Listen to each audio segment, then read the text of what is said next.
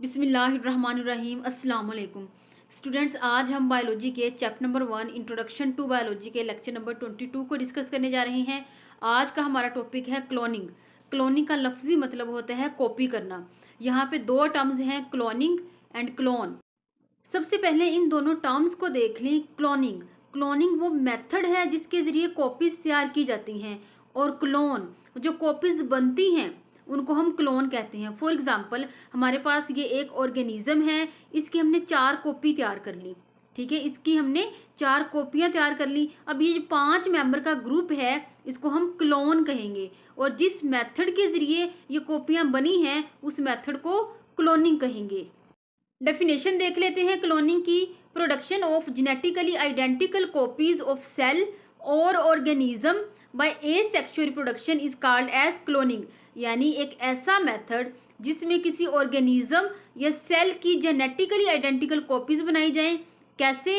Asexual reproduction के जरिए, तो इसे हम क्लोनिंग कहेंगे। फॉर एग्जाम्पल, 2 ऑर्गेनिज्म हों और बिल्कुल एक जैसे हों, तो इसका क्या मतलब है कि इस ऑर्गेनिज्म के तमाम जीन्स 100% दूसरे ऑर्गेनिज्म से मिलते जुलते होंगे, और अगर एक ऑर्गेनिज्म के तमाम जीन्स दूसरे ऑर्गेनिज्म से मिलते जुलते होंगे तो इसे हम कहेंगे जेनेटिकली आइडेंटिकल।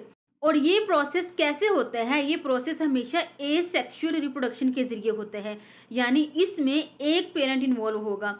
आपने ये बात याद रखनी है, क्लोनिंग में हमेशा एसेक्सुअल रिप्रोडक्शन होती है। सेक्सुअल रिप्रोडक्शन से कभी भी जेनेटिकली आइडेंटिकल ऑफस्प्रिंग प्रोड्यूस नहीं होती। अब इसकी क्या वजह है? जैसे ये एक पेरेंट है और ये एक पेरेंट है, एक फीमेल है और दूसरा मेल है, तो जब इससे ऑफस्प्रिंग बनेगी तो इसके पास मेल वाले जीन्स भी आएंगे और फीमेल वाले जीन्स भी आएंगे, तो यहाँ आकर जीन्स का एक मिक्सचर बनता है। इस मिक्सचर की वजह से ना ये मेल जैसा रहेगा और ना ही फीमेल जैसा रहेगा। तो इसका मतलब ये है कि सेक्सुअल रिप्रोडक्शन में जितने भी ऑर्गेनिज्म प्रोड्यूस होते हैं वो टोटली डिफरेंट होते हैं पेरेंट के लिहाज से। लेकिन जब हम एसेक्सुअल रिप्रोडक्शन की बात करते हैं तो इसमें एक पेरेंट इन्वॉल्व होता है। इससे जो ऑफस्प्रिंग बनेगा इसमें सारे जीन्स सिर्फ एक पेरेंट से आएंगे। जो जीन्स पेरेंट के पास हैं वही ऑफस्प्रिंग में आएंगे, तो इसे हम जेनेटिकली आइडेंटिकल कहेंगे। तो जब भी क्लोनिंग की डेफिनेशन आपने याद करनी है तो इसमें 3 पॉइंट आपने याद रखने हैं। इसमें ऑर्गेनिज्म या सेल की कॉपी करते हैं, और ये जो कॉपी है ये जेनेटिकली आइडेंटिकल होती है पेरेंट सेल से, और ये प्रोसेस एसेक्सुअल रिप्रोडक्शन के जरिए होता है। अब क्लोन क्या है? फॉर एग्जांपल, हमारे पास एक ऑर्गेनिज्म है, इसकी हमने 4 कॉपीज तैयार कर ली। अब 5 मेंबर्स का ये जो ग्रुप है इसे हम क्लोन कहेंगे। तो बाज़ दफ़ा स्टूडेंट कंफ्यूज हो जाते हैं, वो सिर्फ ये जो कॉपीज बनी है इनको क्लोन कहते हैं, पेरेंट को शामिल ही नहीं करते। पेरेंट्स के जीन भी ऑफस्प्रिंग से जेनेटिकली आइडेंटिकल होते हैं, तो पेरेंट भी क्लोन में शामिल होता है। क्लोन की डेफिनेशन देख लेते हैं। An organism along with its asexually reproduce offspring, यानी ऑर्गेनिज्म भी शामिल है, पेरेंट भी शामिल है, साथ इसकी ऑफस्प्रिंग जो एसेक्सुअल रिप्रोडक्शन के जरिए बनी है, क्लोन कहलाता है। All member of clones are genetically identical except mutation occur, यानी क्लोन के जितने भी मेंबर हैं वो एक जैसे होने चाहिए, लेकिन बाज़ दफ़ा एक जैसे नहीं भी रहते क्योंकि इनमें म्यूटेशन हो चुकी होती है। तो म्यूटेशन का क्या मतलब है? म्यूटेशन का मतलब है जेनेटिक मैसेज का बदल जाना, जीन्स का बदल जाना। क्लोनिंग 2 तरह से होती है, नेचुरल क्लोनिंग और आर्टिफिशियल क्लोनिंग।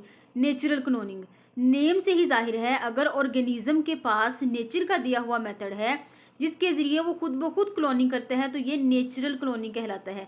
तो यही लिखा है, in this organism reproduces by its natural method. No normal animal reproduces cloning naturally. Normal से मुराद यहाँ पे हायर एनिमल्स हैं, कॉम्प्लेक्स मल्टी सेलुलर ऑर्गेनिजम्स, यानी जितने भी वर्टिब्रेट्स हैं वो हायर एनिमल्स में आते हैं।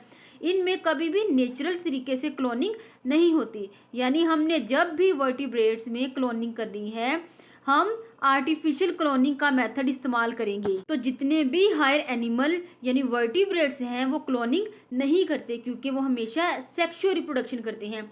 लेकिन some insects and many plants do in certain circumstances, यानी बहुत से प्लांट्स और कुछ इंसेक्ट्स जो हैं वो कुछ हालात में एसेक्सुअल रिप्रोडक्शन करते हैं। सबसे पहले हम इंसेक्ट्स की बात करते हैं। इसमें हमारे पास दो बहुत अच्छी एग्जांपल्स हैं। हमारे पास सबसे पहले आ जाता है एफिड्स। इसमें बाज दफ़ा पार्थिनोजेंसिस होती है। अब पार्थिनोजेंसिस क्या है कि एग ही पूरा ऑर्गेनिज्म बना देता है। इस तरह दूसरी एग्जांपल है मेल हनी बी। इसमें भी एसेक्सुअल रिप्रोडक्शन यानी पार्थिनोजेंसिस होती है, जिसमें एग विदाउट फर्टिलाइजेशन कोई एनिमल बना रहा होता है, उसे हम पार्थिनोजेंसिस कहते हैं।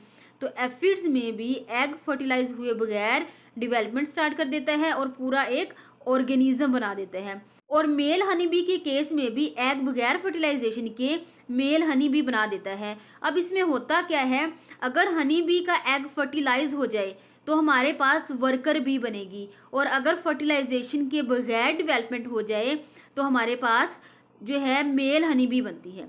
तो जो है हमारे पास एफिड्स और मेल हनी बी ये सेक्सुअल रिप्रोडक्शन भी करते हैं, लेकिन कभी कभी एसेक्सुअल रिप्रोडक्शन भी शो करते हैं। यहाँ पे एक लाइन लिखी हुई है, फ्यू डू सो रेगुलरली, यानी कुछ ऑर्गेनिज्म तो रेगुलरली एसेक्सुअल रिप्रोडक्शन ही करते हैं, जैसे मेल हनी बी ये तो नॉर्मली एसेक्सुअल रिप्रोडक्शन से ही बनती है। इंसेक्ट्स का मैंने आपको बता दिया है। अब हम प्लांट्स की बात करते हैं। प्लांट्स के केस में भी जितने भी हायर प्लांट्स हैं जैसे जिम्नोस्पर्म वगैरह सेक्सुअल रिप्रोडक्शन ही करते हैं, लेकिन इनमें ज़्यादातर प्लांट्स ऐसे हैं जो एसेक्सुअल रिप्रोडक्शन भी करते हैं, लेकिन मखसूस हालात में। मिसाल के तौर पर शुगर केन, जिसे हम गन्ना भी कहते हैं, आमतौर पर पंजाब के मैदानी इलाकों में इसके बीज ही नहीं बनते, तो हम इसके स्टेम की कटिंग करते हैं और इसके स्टेम के छोटे छोटे टुकड़ों से ही अगली नस्ल पैदा कर लेते हैं। इसी तरह स्ट्रॉबेरी, ये हमेशा सेक्सुअल रिप्रोडक्शन करती है, लेकिन ये रनर भी है। अब रनर का क्या मतलब है कि बाय चांस स्ट्रॉबेरी का एक सिरा बेंड कर गया और जो सिरा बेंड हुआ है वो सॉइल में इम्बेड हो गया, तो इससे नया प्लांट निकल आएगा। जो ये नया प्लांट निकला है ये इसी प्लांट से निकला है, कोई सेक्सुअल रिप्रोडक्शन नहीं हुई, तो ये जो नया बनने वाला प्लांट है ये इसकी कॉपी होगा। अब ज़्यादातर इनका जो तरीका है वो सेक्सुअल रिप्रोडक्शन है, लेकिन बाज़ दफ़ा एसेक्सुअल रिप्रोडक्शन भी साथ साथ हो रही होती है। लेकिन जब भी हम लोअर एनिमल्स या लोअर प्लांट्स की बात करते हैं तो इनमें एसेक्सुअल रिप्रोडक्शन बहुत ज़्यादा कॉमनली हो रही होती है। जैसे कुछ फंजाई हैं, एल्गी हैं, इनमें एसेक्सुअल रिप्रोडक्शन ज़्यादातर होती है। हाइड्रा है, इसमें बडिंग हो रही होती है। प्लेनेरिया है, इसमें फिशन हो रही होती है।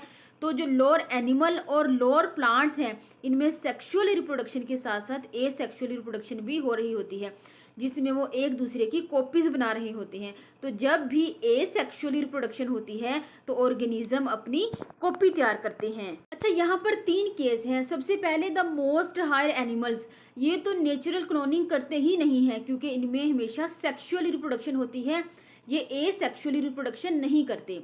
इसके बाद मीडियम दर्जे के एनिमल्स आ जाते हैं, जैसे बहुत से प्लांट्स और इंसेक्ट्स वगैरह, ये ज़्यादातर सेक्सुअली रिप्रोडक्शन करते हैं, लेकिन इनमें सम टाइम एसेक्सुअली रिप्रोडक्शन भी हो रही होती है और ये नेचुरल क्लोनिंग करते हैं। इसके बाद लोअर एनिमल्स या लोअर प्लांट्स आ जाते हैं, जैसे हाइड्रा और प्लेनेरिया वगैरह, इनमें एसेक्सुअल रिप्रोडक्शन ज़्यादा कॉमन होती है। तो जो मोस्ट हायर प्लांट हैं इनमें एसेक्सुअल रिप्रोडक्शन बिल्कुल ही नहीं होती। जो मीडियम है ये कभी एसेक्सुअल रिप्रोडक्शन करते हैं, कभी नहीं करते, और जो लोअर एनिमल हैं इनमें ज़्यादातर एसेक्सुअल रिप्रोडक्शन हो रही होती है। सेकंड कैटेगरी है हमारे पास आर्टिफिशियल क्लोनिंग। नाम से ही जाहिर है ऐसी क्लोनिंग जो इंसान अपने फ़ायदे के लिए करता है। यही लिखा है done by human for their own benefits. अब यहाँ पर हायर एनिमल्स की बात हो रही है। हायर एनिमल्स में हमेशा आर्टिफिशियल क्लोनिंग की जाती है। जैसे मैमल एक हायर एनिमल है, तो सबसे पहले जिस मैमल की क्लोनिंग की गई वो डॉली शीप है। In 1997 Scotland scientists are succeeded in cloning of a sheep Dolly, यानी 1997 में स्कॉटलैंड के साइंटिस्ट्स ने एक शीप को सक्सेसफुली क्लोन कर लिया, जिसका नाम उन्होंने डॉली रखा। ये पहला कामयाब तजर्बा था जिसमें हायर एनिमल की कॉपी बना ली गई। Since then many mammalian species mice cow have been cloned. जब एक एक्सपेरिमेंट कामयाब हो गया तो मैमल्स की काफ़ी सारी और स्पीशीज जैसे काउ है, माइस है, इनको भी क्लोन किया जा चुका है। तो आर्टिफिशियल क्लोनिंग के ज़रिए हायर एनिमल्स को भी क्लोन किया जा सकता है। सिग्निफिकेंस, क्यों की जाती है क्लोनिंग, इसकी क्या सिग्निफिकेंस है? तो सबसे पहले सिग्निफिकेंस में लिखा है to achieve eugenic aim. U का मतलब होता है वेल, अच्छा, और जेनिक का मतलब होता है जीन। क्लोनिंग का हमारा मकसद ही ये होता है कि अच्छे जीन्स रखने वाले ऑर्गेनिज्म की हम कॉपीज बना लें।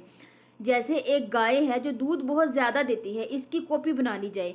Man likely to adopt this technique for commercial production valuable animals of known pedigree, यानी इंसान ने इस टेक्निक को अडॉप्ट किया है ताकि वो बहुत ज़्यादा तादाद में प्रोड्यूस करवा सके कीमती एनिमल्स जिनकी नस्ल बड़ी अच्छी है। जैसे बड़ा मशहूर है अरबी नस्ल का घोड़ा, बहुत तेज़ दौड़ता है।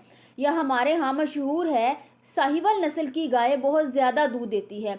पेडिग्री का मतलब होता है नस्ल। तो बहुत से ऑर्गेनिज्म ऐसे हैं जिनकी नस्ल बहुत अच्छी होती है, जो बहुत ज़्यादा कीमती होते हैं, जिनसे बहुत ज़्यादा फ़ायदे हासिल होते हैं।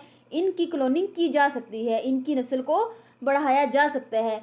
तो ये है क्लोनिंग की सिग्निफिकेंस। नेक्स्ट है ह्यूमन क्लोनिंग। स्टूडेंट्स, जैसे हम जानते हैं मैमल्स की कामयाब तरीके से क्लोनिंग की जा चुकी है, ह्यूमन्स भी मैमल्स में शामिल हैं। तो साइंटिस्ट की पूरी कोशिश है कि ह्यूमन क्लोन तैयार कर सके। कुछ कंट्रीज में ह्यूमन क्लोनिंग की जा रही है, जैसे चाइना, रशिया। तो यही लिखा है at some places scientists are making attempt to clone human embryo which they believe act as donor. यानी कुछ मुल्कों में ह्यूमन क्लोनिंग की जा रही है, लेकिन कुछ मुल्कों में ये बैन है। इसे अखलाकी तौर पर अच्छा नहीं समझा जाता कि हम इंसान की कॉपी बना लें। अगर हमने इंसान की कॉपी बना ली और 5 से 6 कॉपियाँ एक इंसान की फिर रही होंगी, तो इससे काफ़ी सारे मसाइल पैदा हो सकते हैं।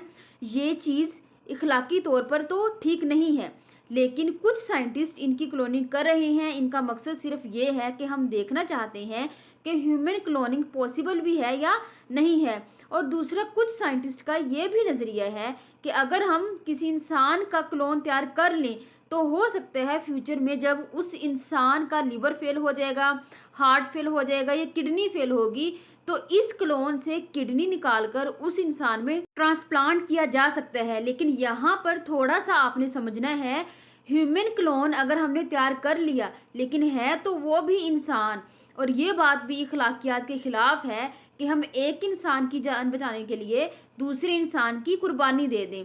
तो ह्यूमन क्लोनिंग अगर ओवरऑल देखा जाए तो अखलाकी तौर पर सही नहीं है। तो इसी वजह से लिखा है there is controversy on the issue whether human cloning should be attempted और नोट। यानी ये बात मुतनाज़ा इशू है कि इंसान की क्लोनिंग होनी चाहिए या नहीं होनी चाहिए। तो students, this is all about today's lecture. If you have any question, do write your question in comment section. अल्लाह हाफिज़।